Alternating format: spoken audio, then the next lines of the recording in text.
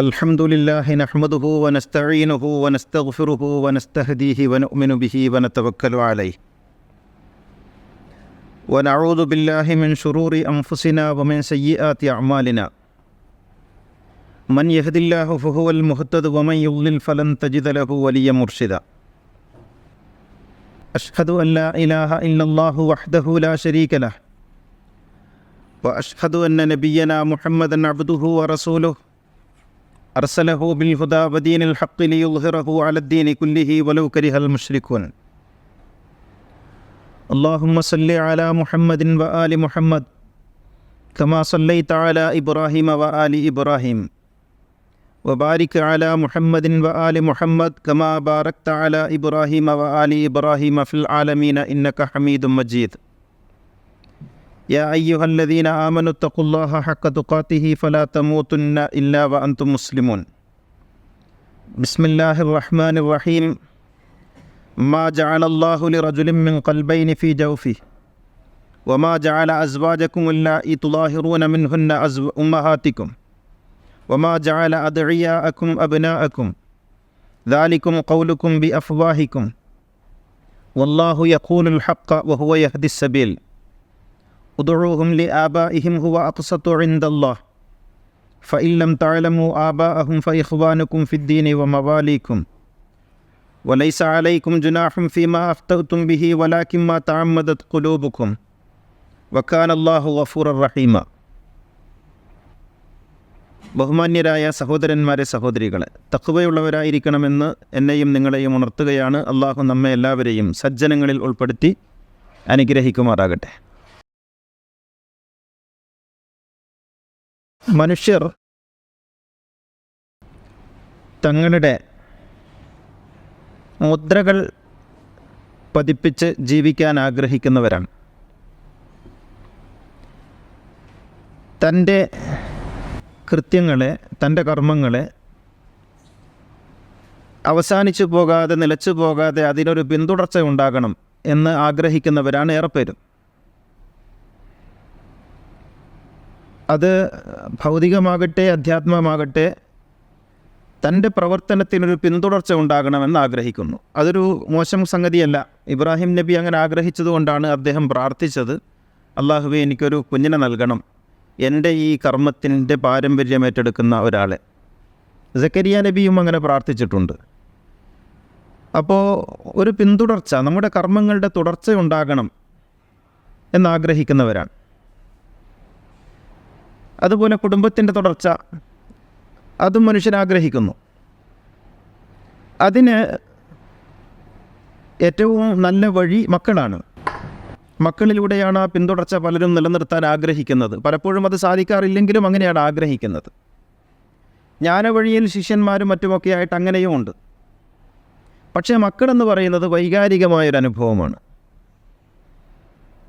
പക്ഷേ എല്ലാവർക്കും മക്കളുണ്ടാകുന്നില്ല, അല്ലെങ്കിൽ ഉള്ള മക്കൾ തന്നെ പ്രാപ്തരല്ല, അല്ലെങ്കിൽ എന്തെങ്കിലും തരത്തിലുള്ള ഡിസാബിലിറ്റി ഉള്ളവരാണ്. അങ്ങനെയൊക്കെ വരുമ്പോൾ അതിന് മനുഷ്യർ കണ്ടെത്തിയ ഒരു മാർഗമാണ് അഡോപ്റ്റ് ചെയ്യുക എന്നുള്ളത്, ദത്തെടുക്കുക എന്നുള്ളത്. അങ്ങനെ ദത്തെടുത്ത് വളർത്താനും സ്വന്തം മക്കളെ പോലെ സ്നേഹിക്കാനും അവരുടെ വൈകാരികമായ അവസ്ഥാന്തരങ്ങളിലേക്ക് സ്വയം ഉൾപ്പെടാനുമൊക്കെ മനുഷ്യർ അവൻ്റെ സാംസ്കാരികമായ യാത്രയിൽ ശീലിച്ചിട്ടുണ്ട്. പണ്ടുപണ്ടേ ഈ അഡോപ്ഷനുണ്ട്. അതുകൊണ്ട് തന്നെ നമുക്ക് സോക്രട്ടീസിൻ്റെ കാലത്ത് അദ്ദേഹത്തിൻ്റെ വചനങ്ങൾ വായിക്കുന്ന സമയത്ത് നമുക്ക് അഡോപ്ഷനെക്കുറിച്ച്, ദത്ത് സമ്പ്രദായത്തെക്കുറിച്ച് പറയുന്നത് കാണാം. അതിനു മുമ്പുണ്ടായിട്ടുണ്ടത്. എന്ന് വെച്ചാൽ മനുഷ്യ ചരിത്രം ഏതൊക്കെ കാലങ്ങളിലൂടെ കടന്നു വരുന്നുണ്ടോ ആ കാലങ്ങളിലൊക്കെയും ദത്ത് സമ്പ്രദായം പല വിധത്തിലായി കടന്നു വന്നിട്ടുണ്ട്. വിശുദ്ധ ഖുർആനും ഇസ്ലാമും ദത്ത് സമ്പ്രദായത്തോടുള്ള നിലപാട് വളരെ ധനാത്മകമായി, പോസിറ്റീവായി വ്യക്തമാക്കിയിട്ടുമുണ്ട്. പക്ഷേ നമ്മുടെ മുല്ലാമതം, ശരീഅത്ത്, അത് ദത്ത് സമ്പ്രദായത്തെ പാടെ അവഗണിക്കുകയും പാടെ നിരാകരിക്കുകയും അത് ഹറാമാണെന്ന് പ്രഖ്യാപിക്കുകയും ചെയ്തു എന്നുള്ളതാണ് ഏറ്റവും സങ്കടകരമായ അവസ്ഥ. മനുഷ്യ സമൂഹത്തിൻ്റെ വൈകാരിക ഭാവത്തെ ഒട്ടും ഉൾക്കൊള്ളാത്ത ഒരു മതമാണ് ഇസ്ലാം എന്ന് വിമർശകർക്ക് പറയാൻ പാകത്തിലാണ് ഇത് സംബന്ധിച്ച മുല്ല കാഴ്ചപ്പാട് രൂപപ്പെട്ടിട്ടുള്ളത്. നിങ്ങൾ നോക്കൂ, ഇന്ത്യയിൽ ഇന്ത്യൻ ശരീഅത്ത് ആക്ടിൽ മുസ്ലിം പേഴ്സണൽ ലോയിൽ അഡോപ്ഷൻ പാടില്ല. ഒരു മുസ്ലിമിനെ അഡോപ്റ്റ് ചെയ്യാൻ സാധ്യമല്ല. എന്നാൽ മുസ്ലിം അല്ലാത്ത ആർക്കും അഡോപ്റ്റ് ചെയ്യാം. മക്കളില്ലാതെ ജീവിച്ചുകൊള്ളുക എന്ന് മാത്രമാണ് മുസ്ലിമിനോട് ഇന്ത്യൻ ശരീഅത്ത് പറയുന്നത്. നിങ്ങളുടെ ഒരു മകന് കൊടുക്കേണ്ടുന്ന അല്ലെങ്കിൽ ഒരു മകൾക്ക് കൊടുക്കേണ്ടുന്ന വൈകാരികമായ ഭാവം നിങ്ങൾക്കുണ്ടെങ്കിൽ അത് സപ്രസ് ചെയ്ത് ജീവിച്ചങ്ങ് മരിച്ചു പോവുക എന്നല്ലാതെ ഒരു ഇന്ത്യൻ മുസ്ലിമിന് ഇന്ത്യൻ ശരീഅത്ത് ആക്ട് അനുസരിച്ച് അഡോപ്റ്റ് ചെയ്യാനുള്ള യാതൊരു ഓപ്ഷനും ഇല്ല. കാരണം മുല്ലാ ശരീഅത്ത് എഴുതി വച്ചിരിക്കുന്നു അത് ഹറാമാണെന്ന്. ഖുർആൻ എന്ത് പറയുന്നു ഇത് സംബന്ധിച്ച് എന്നാണ് ഇന്ന് നമ്മൾ പരിശോധിക്കുന്നത്. അതോടൊപ്പം ലോകത്തുള്ള മുസ്ലിം രാഷ്ട്രങ്ങൾക്ക് ഈ വിഷയത്തിലുള്ള നിലപാടെന്താണ് എന്നും നമുക്ക് പരിശോധിക്കേണ്ടതായിട്ടുണ്ട്. യഥാർത്ഥത്തിൽ അഡോപ്ഷൻ എന്ന് പറയുന്നത്, ദത്തെടുക്കുക എന്ന് പറയുന്നത് മനുഷ്യൻ്റെ മൗലികമായ അവകാശമാണ്. മക്കളില്ലാത്തവർക്ക് മാത്രമല്ല, മക്കളുള്ളവർക്കും. അപ്പോൾ പെൺകുട്ടികൾ മാത്രമുള്ള ഒരു രക്ഷിതാവിന് അല്ലെങ്കിൽ ഒരു ദമ്പതികൾക്ക് തോന്നുന്നു ഒരു ആൺകുട്ടിയെ ദത്തെടുക്കണം. സ്വാഭാവികമായിട്ടും അത് അങ്ങനെ ആഗ്രഹിക്കാമല്ലോ. ആൺകുട്ടികൾ മാത്രമുള്ള ഒരു രക്ഷിതാക്കൾ ഒരു ദമ്പതികൾക്ക് തോന്നുന്നു ഒരു പെൺകുട്ടിയെ ദത്തെടുക്കണം. അല്ലെങ്കിൽ ആണും പെണ്ണൊക്കെ ആയിട്ടുണ്ട്, പക്ഷെ ധാരാളം സ്വത്ത് മുതലൊക്കെ ഉണ്ട്, അവർക്ക് ദത്തെടുക്കണമെന്ന് ആഗ്രഹിക്കുന്നു. അവർക്കതിനുള്ള അവകാശം നൽകേണ്ടതില്ലേ? മാനവ സമൂഹം അങ്ങനെ നൽകിയിട്ടില്ലേ? മക്കളില്ലെങ്കിൽ ഒറ്റയ്ക്ക് ജീവിക്കുന്ന, കല്യാണമൊന്നും കഴിച്ചിട്ടില്ല, ഒറ്റയ്ക്ക് ജീവിക്കുകയാണ് ഒരാൾ, അങ്ങനെയുള്ള ഒരാൾക്ക് ദത്തെടുക്കണമെന്ന് തോന്നുന്നു, അവർക്കതിനുള്ള അവകാശമില്ലേ? ഈ അവകാശം നൽകുന്നില്ലെങ്കിൽ ഇസ്ലാം കൊള്ളാത്തതാണ് എന്നാണ് മനസ്സിലാക്കപ്പെടേണ്ടത്. ഇസ്ലാം കാലത്തിനനുസരിച്ച് മനുഷ്യ സമൂഹത്തിൻ്റെ വളർച്ചയ്ക്കനുസരിച്ച് വളരാത്ത ഒരു പ്രാകൃത മതമാണ് എന്നേ അതിൽ നിന്ന് മനസ്സിലാക്കാനൊക്കെ ഉള്ളൂ. പക്ഷെ ഒരിക്കലും ഇസ്ലാം അങ്ങനെയല്ല. മുല്ലാമതം അങ്ങനെയാണ്, മുആവിയൻ മതം അങ്ങനെയാണ്. എന്നാൽ ഇസ്ലാം വളരെ കൃത്യമായി ഇത് സംബന്ധിച്ച നിലപാട് പറയുന്നുണ്ട്. ഞാൻ ഇതിലേക്കൊക്കെ വരുന്നതിന് മുമ്പ്, ഈ പ്രമാണങ്ങളിലേക്ക് വരുന്നതിന് മുമ്പ് ചില ചരിത്രങ്ങൾ ഓർക്കാം. ആയിഷ ബീവിയെ കുറിച്ച് നമ്മൾ വായിക്കുമ്പോൾ, ആയിഷ ബീവിയുടെ ചരിത്രം നമ്മൾ പഠിക്കുമ്പോൾ മനസ്സിലാക്കാൻ കഴിയുന്നത് ധാരാളം വളർത്തുപുത്രന്മാർ അവർക്കുണ്ടെന്നാണ്. ഒന്നും രണ്ടും അല്ല, ധാരാളം വളർത്തുപുത്രന്മാരുള്ള ഒരാളുടെ പേരാണ് ആയിഷ ബീവി, പ്രവാചകൻ്റെ പത്നി. ചരിത്രം പഠിക്കണം. ആയിഷ ബീവിക്ക് കുട്ടികളോട് വലിയ ഇഷ്ടമായിരുന്നു. ആയിഷ ബീവി ദത്തെടുത്ത് വളർത്തിയിട്ടുണ്ട്. അലി ഇബ്നു അബി താലിബ്, പ്രവാചകൻ്റെ ശിഷ്യനും പ്രവാചകൻ്റെ മരുമകനും പ്രവാചകൻ്റെ നിഴലുമായിരുന്ന അലി ഇബ്നു അബി താലിബിൻ്റെ വളർത്തുമകൻ്റെ പേരാണ് മുഹമ്മദ് ബിൻ അബൂബക്കർ. അബൂബക്കറിൻ്റെ മകൻ, അബൂബക്കർ സിദ്ദീഖിൻ്റെ മകൻ മുഹമ്മദ് അലി ഇബ്നു അബി താലിബിൻ്റെ ദത്തുപുത്രനാണ്. ജാഹിലിയ്യ കാലത്തല്ല, പ്രവാചകൻ്റെ ശേഷം അബൂബക്കർ സിദ്ദീഖിൻ്റെ മകനെ അബൂബക്കർ സിദ്ദീഖിൻ്റെ മരണശേഷം അലി ഇബ്നു അബി താലിബ് ദത്തുപുത്രനായിട്ട് എടുത്ത് വളർത്തി. ഇത് ചരിത്രത്തിലുണ്ട്. മിക്ക സഹാബികൾക്കും ദത്തുപുത്രന്മാരുണ്ട്. അറേബ്യയിൽ അതൊരു സമ്പ്രദായമായിരുന്നു, സാധാരണ സമ്പ്രദായമായിരുന്നു. ഒരു സഹാബിയും അത് വേണ്ടെന്ന് വെച്ചിട്ടില്ല. പിൽക്കാലത്ത് താബികളിലും സലഫുകളിലുമൊക്കെ നമുക്കത് കാണാം. ചരിത്രത്തിലെമ്പാടുമുണ്ടിത്. പക്ഷേ അതൊക്കെ നിരാകരിച്ചുകൊണ്ട് ഇവർ പറയും ദത്തുപുത്ര സമ്പ്രദായം ഇസ്ലാം ഹറാമാക്കിയിരിക്കുന്നു, ദത്തെടുക്കുക എന്നുള്ളൊരു സമ്പ്രദായമില്ല എന്ന് പറയും. ഇനി നമുക്ക് ഖുർആനിലേക്ക് വരാം. ഖുർആൻ എന്താണ് ഇതേ സംബന്ധിച്ച് പറയുന്നത്? സൂറ അഹ്സാബിൽ അല്ലാഹു പറയുന്നു 4-5 വചനങ്ങളിൽ മാ ജഅലല്ലാഹു ലിറജുലിൻ എന്ന് തുടങ്ങുന്ന ആയത്തിൻ്റെ ഇത് സംബന്ധമായ ഭാഗം നമുക്ക് നോക്കാം. വമാ ജഅല അദ്ഇയാക്കും അബ്നാഅക്കും, വമാ ജഅല അദ്ഇയാക്കും അബ്നാഅക്കും, നിങ്ങളുടെ കൂടെ നിങ്ങളുടെ മക്കളെന്ന് പറയുന്ന ആളുകൾ നിങ്ങളുടെ മക്കളാക്കിയിട്ടില്ല. നിങ്ങളോടൊപ്പം വളരുന്ന ദത്തുപുത്രന്മാരെ അള്ളാഹു നിങ്ങളെ മക്കളാക്കിയിട്ടില്ല. ഇതാണ് പറഞ്ഞത്. നിങ്ങൾ വളർത്തുന്ന ദത്തുപുത്രന്മാർ നിങ്ങളുടെ മക്കളല്ല. ഇത് വളരെ കൃത്യമല്ലേ? നിങ്ങളുടെ മക്കളല്ല, അവർ ദത്തുപുത്രന്മാരാണ്.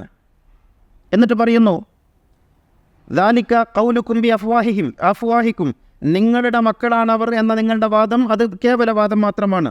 വല്ലാഹു യഖൂൽ ഹഖ വഹുവ യഹ്ദി സബീൽ, അള്ളാഹു സത്യം പറയുന്നു, അവൻ നേർമാർഗത്തിലേക്ക് നിങ്ങളെ നയിക്കുന്നു. എന്നിട്ട് പറയുന്നു ഉദ്ഉഹും ലിആബാഇഹിം, അവരെ അവരുടെ പിതാക്കളോട് ചേർത്ത് വിളിക്കണം. ഹുവ അഖ്സതു ഇൻദല്ലാഹ്, അതാണ് അള്ളാഹുവിങ്കൽ ന്യായം.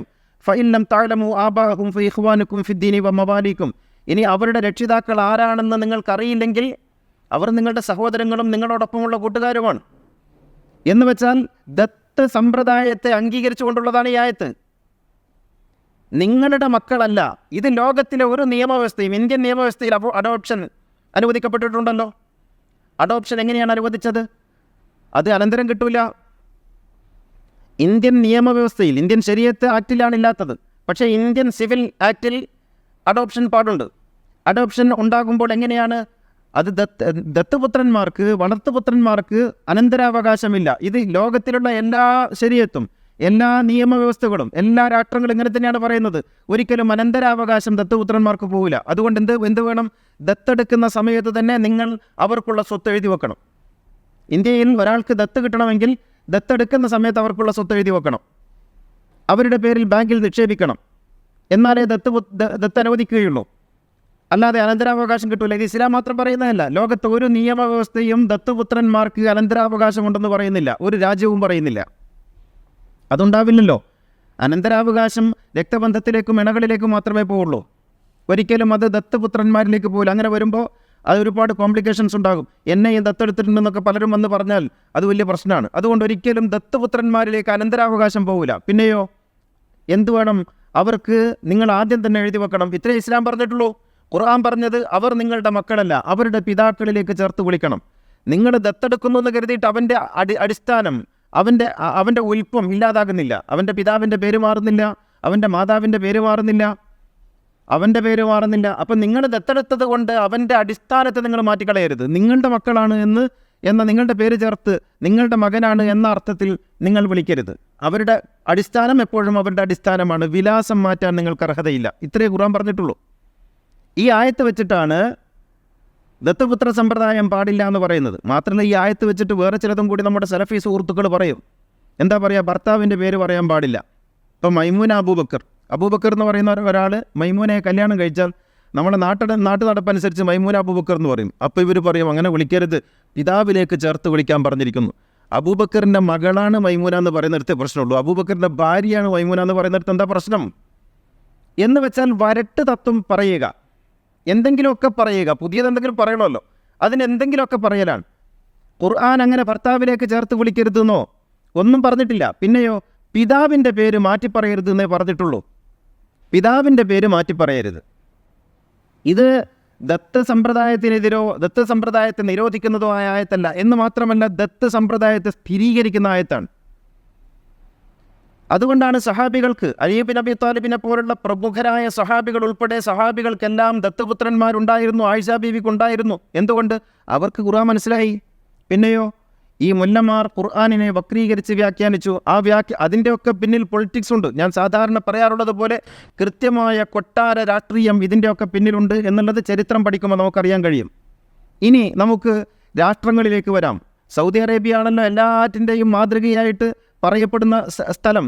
സൗദി അറേബ്യയിൽ അഡോപ്ഷനെ കുറിച്ചുള്ള നിയമം എന്താണ്?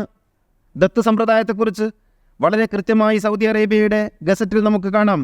5 കണ്ടീഷനോടുകൂടി ദത്ത് സമ്പ്രദായം അനുവദനീയമാണ്. എന്തൊക്കെയാണ് 5 കണ്ടീഷൻ?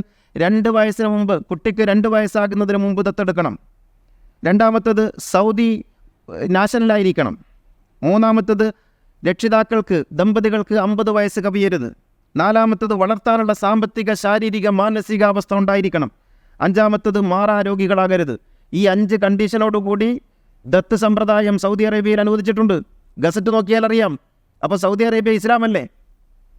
സൗദി അറേബ്യയുടെ ശരീഅത്ത് ഏതാണ്? ഇസ്ലാമിക ശരീഅത്താണ്. മാറുന്നുണ്ട് കൂട്ടരെ, ലോകം മാറുന്നു. നിങ്ങളാണ് മാറാത്തത്. ഈ പുരോഹിതന്മാരാണ് മാറാത്തത്. ഇനി മിസ്റിലേക്ക് പോകാം. സൗദി അറേബ്യ കഴിഞ്ഞാൽ പിന്നെ മിസ്റാണല്ലോ ഇസ്ലാമിൻ്റെ 2ാമത്തെ തലസ്ഥാനം.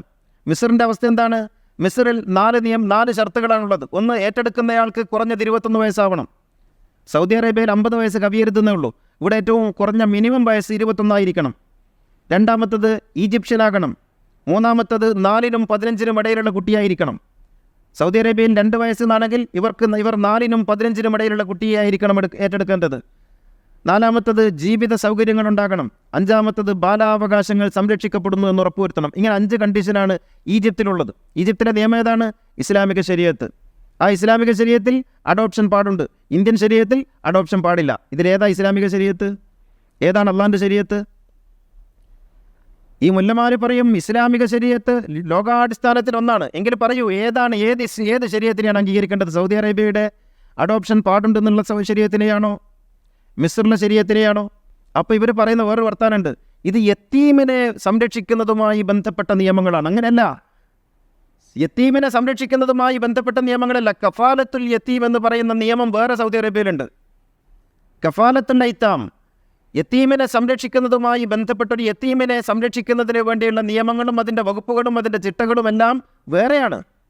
ഇത് അഡോപ്ഷനെ കുറിച്ച് തന്നെയാണ്, ഇത് ദത്ത് സമ്പ്രദായത്തെക്കുറിച്ച് തന്നെയാണ്. ഇനി ജോർദാനിലേക്ക് പോയാലോ? ജോർദാൻ ഹാഷിമി രാഷ്ട്രമാണ്. അവിടെ കാലങ്ങളായിട്ട് ഇസ്ലാമിക നിയമമാണ്. ജോർദാനിൽ എന്താണ്? ദമ്പതികൾക്ക് 35-55 വയസ്സിൻ്റെയും ഇടയിലുള്ളവരായിരിക്കണം ദമ്പതിമാർ. 2 കുട്ടികളിൽ കൂടുതൽ ദത്ത് പാടില്ല. മറ്റിടത്തൊക്കെ ഒന്നാകുമ്പോൾ ഇവിടെ 2 കുട്ടികളിൽ കൂടുതൽ പാടില്ല. ഇങ്ങനെയാണ്.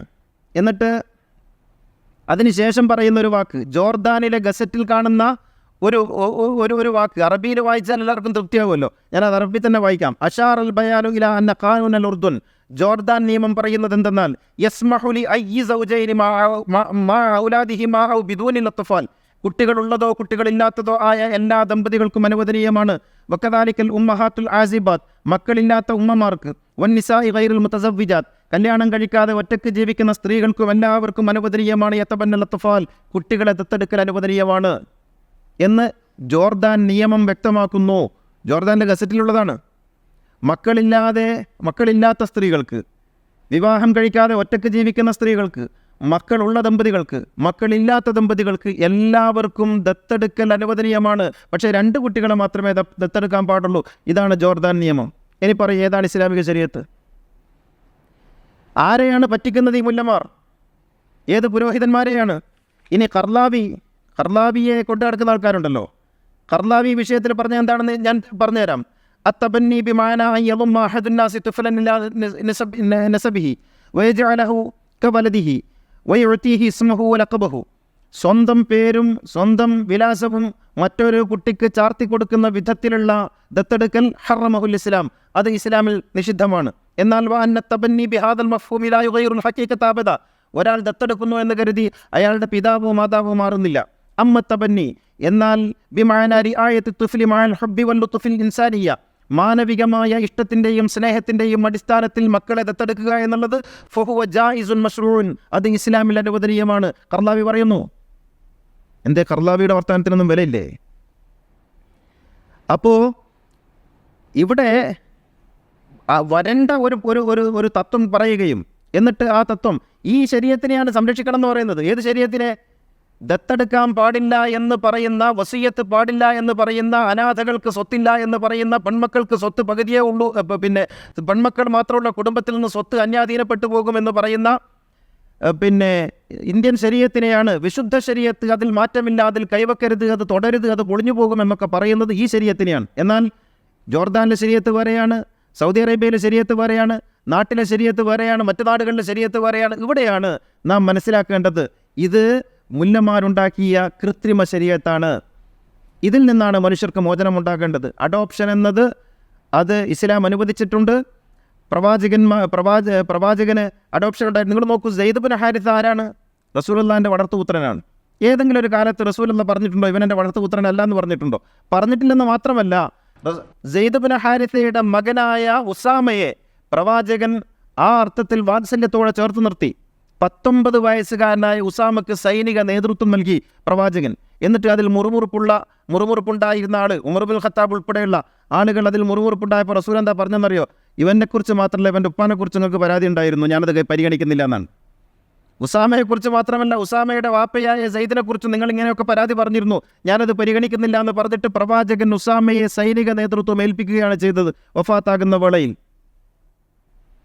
എന്ന് വെച്ചാൽ അവസാന കാലം വരെ സെയ്ദ് എൻ്റെ വളർത്തുപുത്രനല്ല എന്ന് റസൂൽ ഒരിടത്തും പറഞ്ഞിട്ടില്ല. റസൂലിന് വളർത്തുപുത്രൻ ഉണ്ടായിരുന്നു, റസൂലിന് ദത്തുപുത്രൻ ഉണ്ടായിരുന്നു. പക്ഷേ നമ്മുടെ ശരീഅത്തിൽ പാടില്ല. കാരണം റസൂലുള്ളാഹിനേക്കാളും വലിയ പ്രമാണമാണല്ലോ നമ്മളൊക്കെ.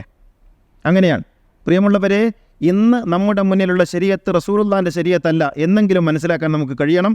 അള്ളാഹു അനുഗ്രഹിക്കുമാറാകട്ടെ. അഖൂലു ഖൗലി ഹദാ വഅസ്തഗ്ഫിറുല്ലാഹൽ അലീം ലി വലക്കും വഅസ്തഗ്ഫിഹി അന്നി വഅൻകും വഅൻ ജമീഇൽ മുസ്ലിമീന വൽ മുഅ്മിനീന അജ്മഈൻ.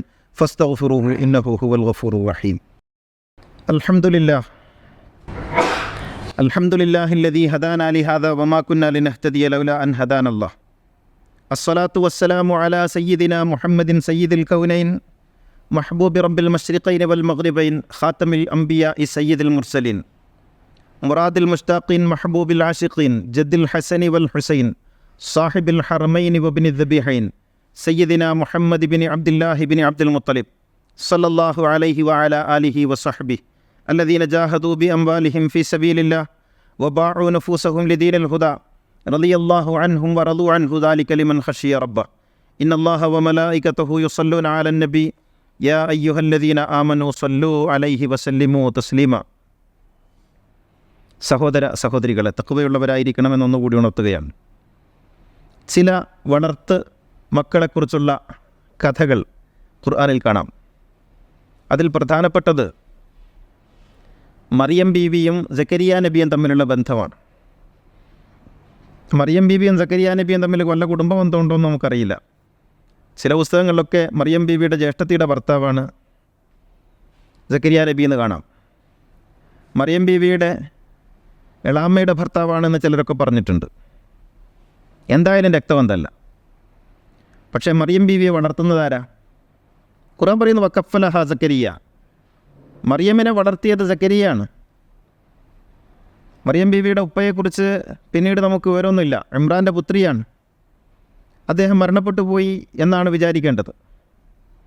മരണപ്പെട്ടാലും ഇല്ലെങ്കിലും മറിയം ബീവിയെ വളർത്തുന്നത് സക്കരിയ നബിയാണ്. സക്കരിയ നബിയുടെ വീട്ടിൽ, പള്ളിയിൽ ഒക്കെ ആയിട്ടാണ് വളരുന്നത്. ഇതിൻ്റെ പേരാണ് ദത്തുപുത്ര സമ്പ്രദായം, ദത്തെടുക്കുക എന്ന് പറഞ്ഞാൽ. മറ്റും നമുക്ക് കാണാൻ കഴിയുന്നത് മൂസാ നബിയാണ്. മൂസാ നബി വളരുന്നത് ഫറോവയുടെ കൊട്ടാരത്തിലാണ്. ഫറോവയും മൂസാ നബിയും വല്ല ബന്ധമുണ്ടോ? ഒരു ബന്ധമില്ല. ഒലിച്ചു വരുമ്പോൾ പിടിച്ച കുട്ടി, സാധാരണ നമ്മൾ പറയാറുള്ളത് പോലെ പുഴയിൽ നിന്ന് കിട്ടിയ കുട്ടി. എന്തോ ആവട്ടെ, അതിൻ്റെ വിശദാംശങ്ങളിലേക്ക് ഞാൻ പോകുന്നില്ല. ആ കുട്ടിയെ എടുത്ത് വളർത്തുന്നുണ്ട് മൂസാ നബിയെ. യുവാവാകുന്നത് വരെ വളർത്തി. എവിടെയാണ് വളരുന്നത്? കൊട്ടാരത്തിൽ. ഫിറോവൻ്റെ ഭാര്യ മൂസാ നബിയുടെ വളർത്തുമ്മ. അവിടെ എൻ്റെ ഫിഖൊന്നുമില്ലേ? അവിടെ ഫിഖൊക്കെ ഇവിടെ പോയി. മൂസാ നബിയുടെ വളർത്തുമ്മ ഫിറോവൻ്റെ ഭാര്യയാണ് ആസിയ ബീവി. മറ്റൊരു സംഭവമുണ്ട്. യൂസുഫ് നബി മിസ്റിലെ രാജാവിൻ്റെ കൊട്ടാരത്തിലാണ് വളരുന്നത്.